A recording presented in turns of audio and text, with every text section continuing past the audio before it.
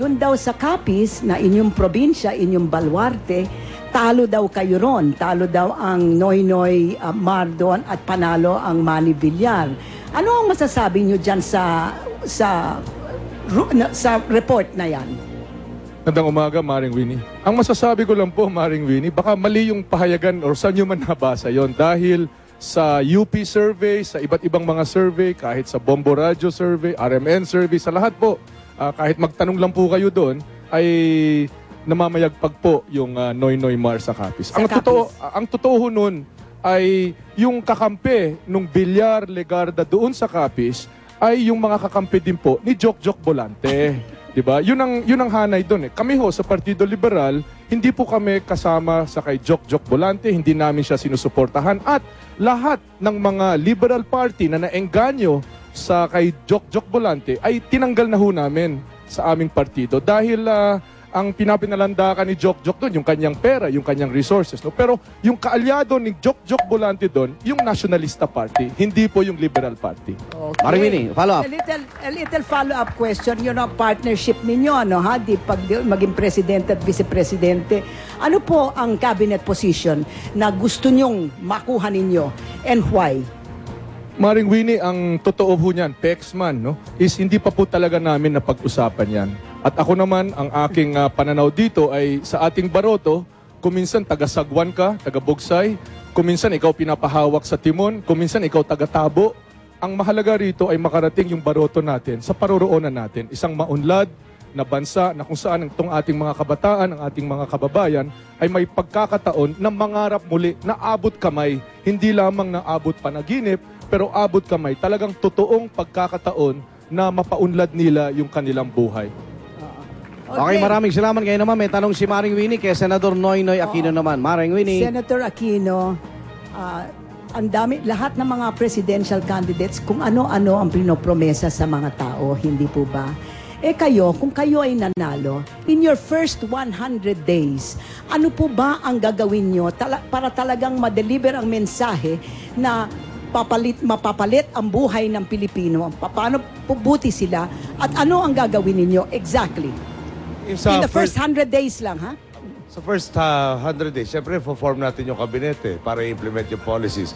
Number 2 po, gusto natin magtayo ng isang tanggapan or commission na gagawa ng mekanismo para magkaroon ng closure do sa lahat ng issues na buwabalot sa kasalukuyang administrasyon. Gusto rin po natin at the earliest time possible, pag nag-organize na po yung Kongreso, ma-convene po yung Judicial, Executive, Legislative Advisory Council para maiayos po yung ating delivery of justice, no? Na hindi na po 6 years ang kakailanganin, sabi ng iba, per level, at hindi na rin po 18% lang ang conviction rate para effective po yung stick na i-employ po natin. Meron rin po magsa-study ng Constitution kung kailangan nga bang palitan at kung meron pong public clamor dyan. Yan po yung mga bagay na gusto po natin magawa on the first 100 days. Okay, thank you. Ito merong unrelated question pero ifa-follow up ko na rin. This has to do with relationships naman. Minsan daw hindi naging maayos ang inyong relasyon ng inyong pamilya at yung kidanding ko Juanco dahil sa assassination ng tatay nyo. Okay? Pero ngayon daw, nililigawan nyo raw siya at para sa kanyang suporta. Kamusta ba talaga ang relasyon nyo sa kanya? Nagkaayos na ba kayo? Well, in 1965 po nagkahiwalay yung pamilya namin. At sa totoo lang po, nung pagkapatay ng aking ama, lahat po ng kaalyado ni Ginoong Marcos, automatically sa akin po talagang yung black and white. No? Sila talaga nasa mali. Afterwards, nung aking pinag-isipan nga po, yung sa assassination ng daddy, tinuturo na sa mastermind, sabi ko, paano kaya magiging logical yon? Yung bang gumawa, lahat ng mga involved kasi puro mga taga Central Luzon, parang gumawa na siya ng trail na tuturo sa kanya. Pag may criminal po, pinaplano na rin niya yung paano siya makakalusot sa kaso, hindi ko siya gagawa ng advertisement na magtuturo sa kanya na ako yung gumawa nitong krimen na to. So, sa totoo lang po, no, yung sa amin po sa Tarlac, sa henerasyon po namin, hindi naman po kami nagpersonalan at palagi ko naman masasabi namin nagtulungan kami sa ibubuti po nung probinsya ng Tarlac. Sa maayos na ho ba kami? Hindi na ho kami magkaaway, siguro ang pinaka-closest ho doon. Okay. LQ na lang. Okay. Okay, maraming salamat, Maring Winnie. Ngayon, balik tayo kay Rhea Santos para po sa mga hirin na tanong mula naman sa ating mga manonood na kapuso. Rhea. Alright, maraming salamat Iga. Nagpadala nga niya ang kanyang hirit na tanong sa pamamagitan ng text ng isa nating kapuso. Siya po ay si Leo Espinosa ng Balanga, Bataan. At ang kanyang hirit na tanong ay para kay Senator Mar Rojas. Senator Mar, kaya niyo bang itaas ang antas ng pamumuhay ng mga guro dahil sila ang pundasyon ng lipunan? You have 1 minute. Oo naman, Rhea. At hindi lamang yung antas ng pamumuhay ng ating mga guro, pero sa lahat ng mamamayang Pilipino. Ang nasa sa sentro ng programa ng Tambalang Noynoy at Mar ay yung job generation, income generation para sa ating lahat.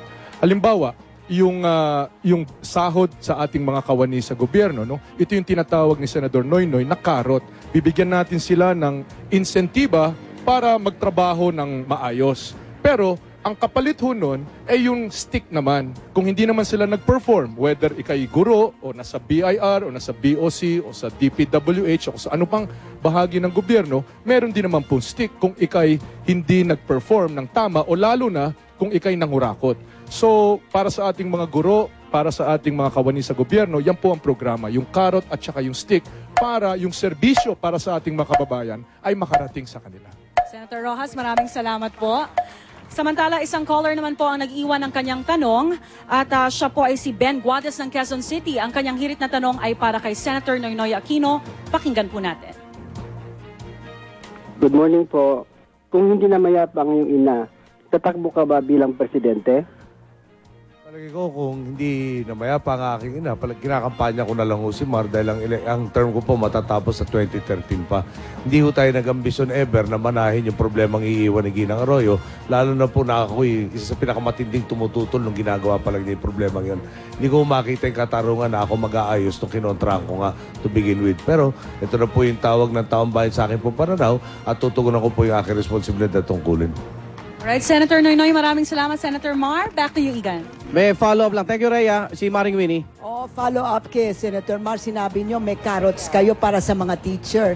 Pero ang other side of the problem is yung mga teachers daw, ayon sa Department of Education, ayon sa mga exams na binibigay sa kanila,